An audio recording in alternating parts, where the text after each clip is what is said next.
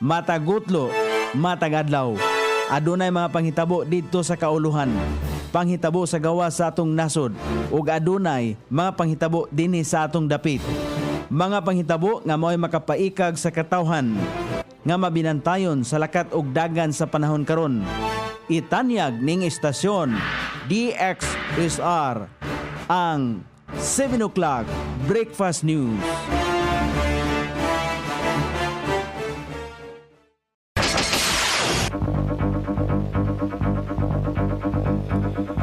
Higala, kumusta? May buntag Iligan, may buntag Mindanao, may buntag Pilipinas. Adlaw Martes pizza 9 ni buwan sa Disyembre ning tuiga 2025. Sangan sa ato station manager Pastor Robin Sulapas kini ang inyong ka-SR Kabisaya Nonay B. Ang mohatod sa hanay sa balita sa alas 7. Og karon sa ulang tudling sa ato mga balita, usa ka tuig og laing tulo patay sa aksidente sa kadalanan. Ombudsman Boeing Rimulya gibarugan nga adunay ICC arrest warrant batok kang senador Bato de la Rosa.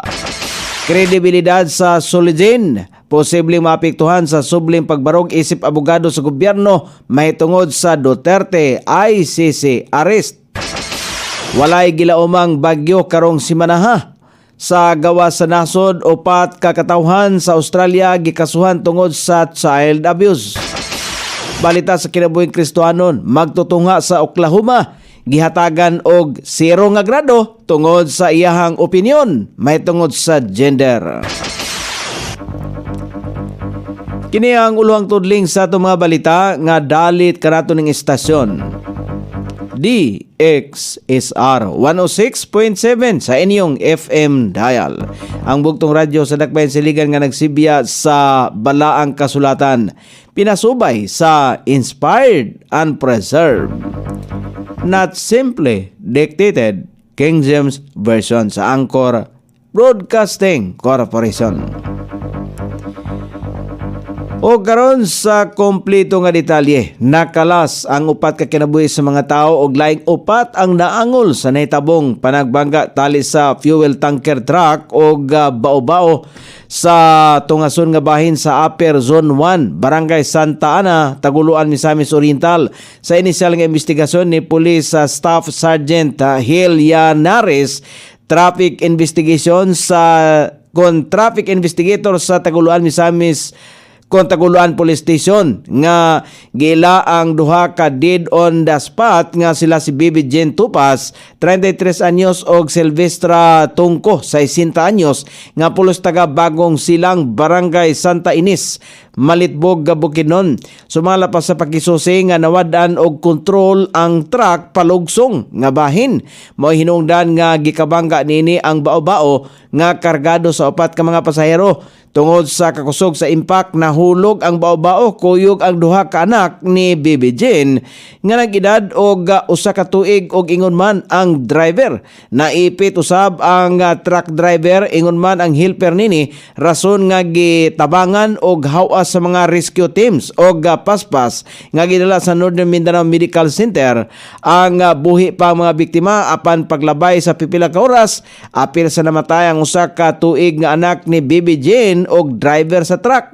Nasuta nga gikan pa nagseminar sa simbahan si Bibi Jane alang sa schedule sa kasal. Unta nini sa dihang sa iya ang pagpauli gikakuyog nini kung gikadungan niya ang sakay si Silvestra sa tricab nga nagresulta sa dugoong panghitabo.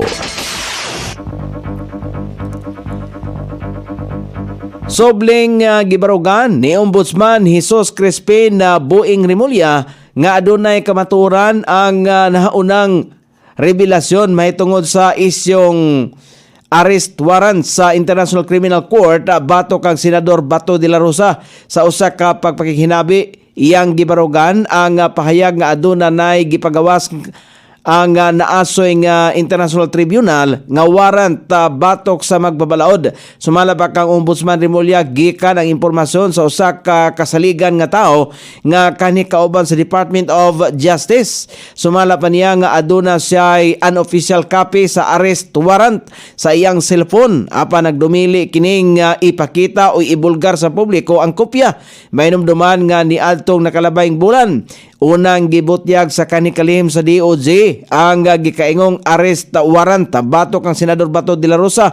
Ang naasoy magbabalaod ang isa sa mga kauban sa giakusahan nga adunay kalabutan sa implementasyon sa war on drugs sa ni kanhi Presidente Rodrigo Duterte nga nagatubang og kasamtangang nakadetini sa The Hague, Netherlands alang sa kasong crimes against humanity. Luyon ini miangkon ang kampo ni Senador de la Rosa nga posibleng adunay kamaturan ang naasoy giisyong warrant sa International Tribunal. Sumala pa kang Attorney Israelito Torion murag tinuod ang pahayag apan sa kasamtangan ang wala paghihapon sila ay kasiguruan sa konfirmasyon mahitungod nini. Sa parte usab sa Department of Justice gisaysay ni Prosecutor General Richard Anthony Fadulyon nga wala pa inadawat ang buhatan sa nga opisyal nga kopya sa naasoyng warrant.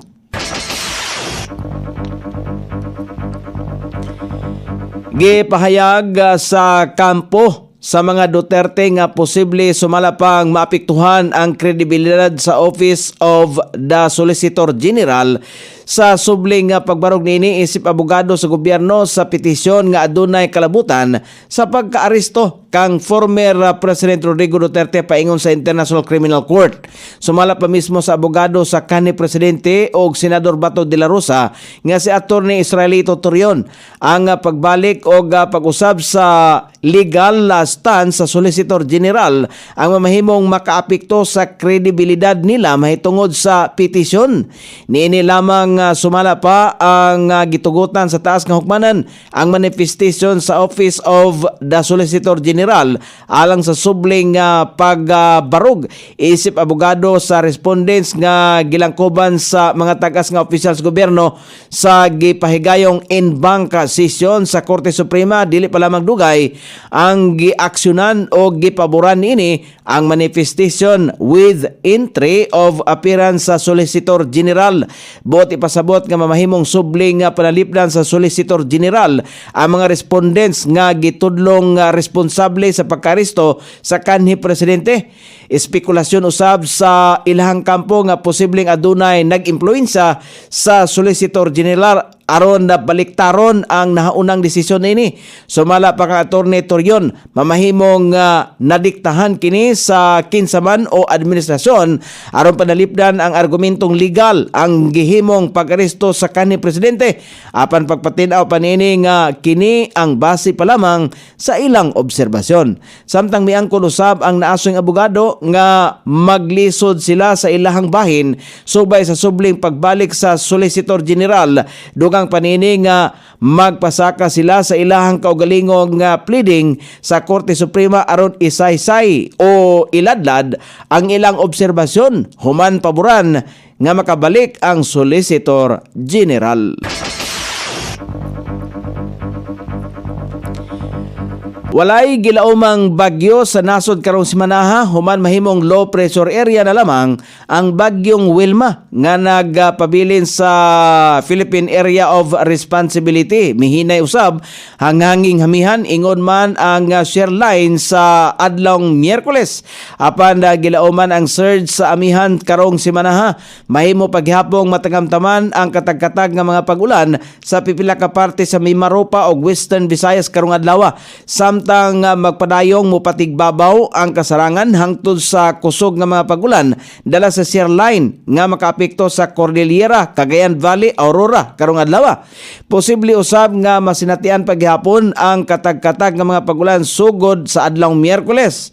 Hangtod sa adlong Sabado ang pinakabag-ong surge sa amihan ang subling magpakusog sa shear line sa may amihanang partes Cagayan Valley o Cordillera sa Domingo. Matagamtaman usab ang bugnaw nga kabuntagon o kagabion sa Batanes, Babuyan o Ilocos Region bisan pa nga mihinay na ang amihan. Mopatigbabaw usab ang kainit o malumigmig nga sterlis sa daghang lugar sa nasod sa tibuok semana.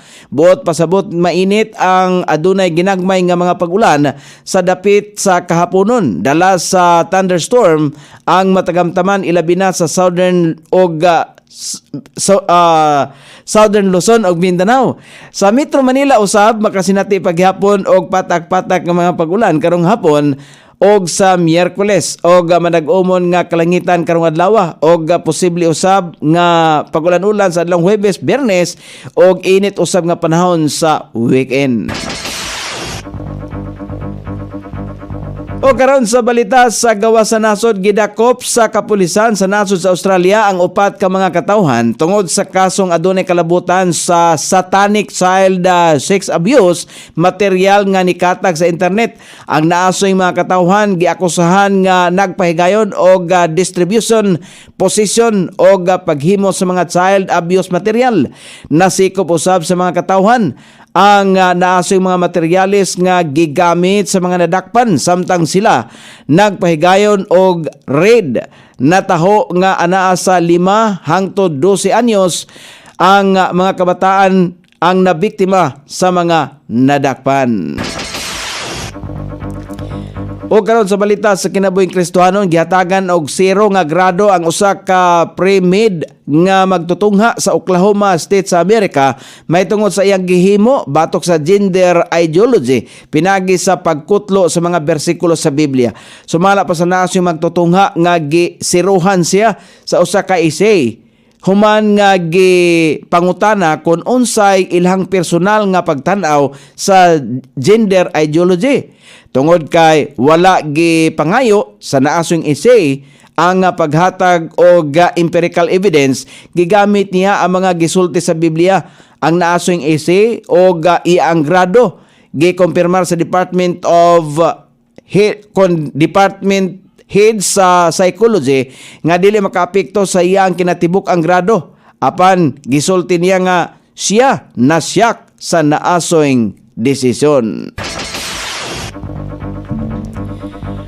O karon sa kahimtang sa pagpanamana sa dagat sa panahon, ang low pressure area ana kini mahimutang sa 390 kilometros sa west of Puerto Princesa City, Palawan. Samtang ang shear line padayon makaapektar sa dagan sa panahon sa eastern section sa northern ug central Luzon. Northeast monsoon ang makaapektar sa ubang bahin sa northern ug central Luzon. Ang Kalayaan Islands, Cordillera Administrative Region, Cagayan, Isabela, Nueva Vizcaya, Quirino, Aurora, Quezon, Batanes, Ilocos Norte, Metro Manila, ubang bahin sa Ilocos Region, ubang bahin sa Central Luzon, Bicol Region, Eastern Visayas, ug ubang bahin sa nasod ang makasinati paghapon sa madag-umon nga kalangitan. Inubanan sa patak-patak nga mga pag-ulan, ilabi na sa mga dapit sa kapunon, kini epekto sa shear line, northeast monsoon, easterlies o localized thunderstorm. Sukod sa temperatura, dinhi sa dakbayan siligan, ang kabugnaon ana sa 24 ug ang kainiton musangko sa 29 degrees sentigrado.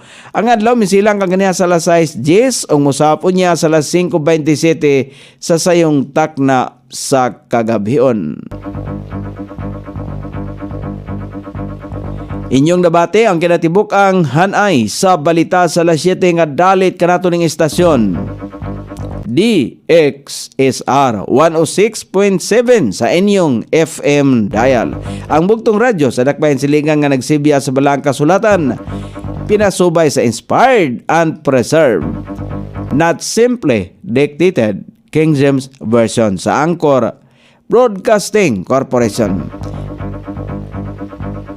Sangan sa ato station manager Pastor Ruben Sulapas, kini ang inyong ka-SR Kabisaya Nonay B. Magpasalamat og mingon, maayong buntag, Iligan.